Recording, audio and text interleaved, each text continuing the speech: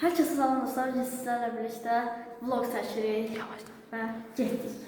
Bəli dostlar, Gedirik, xalım oldu. Bəli, Gedirik. Vlog eləməyə gecə vurdu. Mağazinə Saat hardasa, baxın dostlar, 20:36-dır. 20:36-sa 8-9-a belə bir ara var. Gedirik mağazinə, gedək ürəyini alırıq. Aldın mı?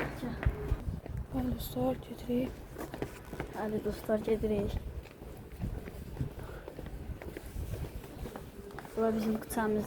Bəli dostlar. Bəli dostlar, çatdıq. Gəldik. Bəli dostlar. Burada avtobusun yolu 76 yolu. Razində qaldıq. Hə, baş. Bəli dostlar, gedirik. Adını da çəksin.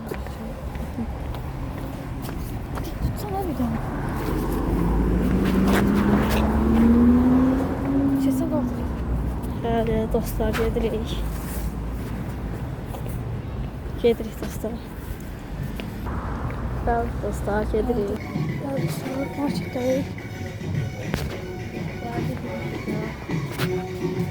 Götür.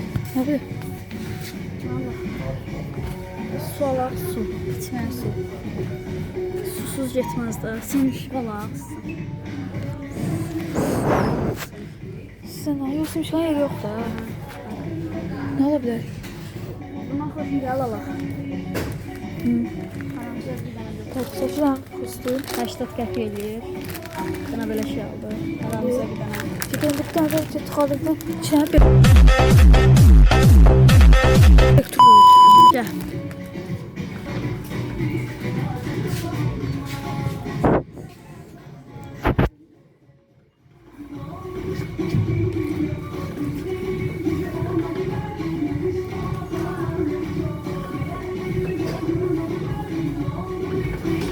yaşayacak. Da sana ne almışam? Başqa mama. Ciddi kasiye, ciddi kasiye. Dostlar bir tane dayandırır. İçim yanmaya başladı benim. Dostlar, indi şey marketdədir. Ona göstərəm eləyinə. Kasiyədə aldıqlarımızı vurur. Bəli dostlar, gəldik. Aramıza su aldım. Görün. Bəli dostlar, belə tur bax. Aramıza Belə tur bax.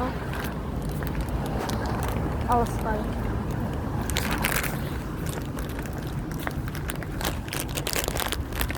Bəli dostlar, gedirik. Sen de gidelim oturaq. Yeyək. Bəli dostlar. Dostlar, yeni vlog da gələcək hələ. Çox vloglar gələcək. Siz bir dənə izləmədik ama yeni kanaldır da, yəni yeni bir vlogdur. İlk videom. Heç nə dostlar, keyf edin. Bəli, indi qaranlıqdır. Biraz bağışlayın. Gecə vaxtıdır. Sen de gidelim. Gidelim oturaq, soba yeyək. Bəli dostlar, gəldik.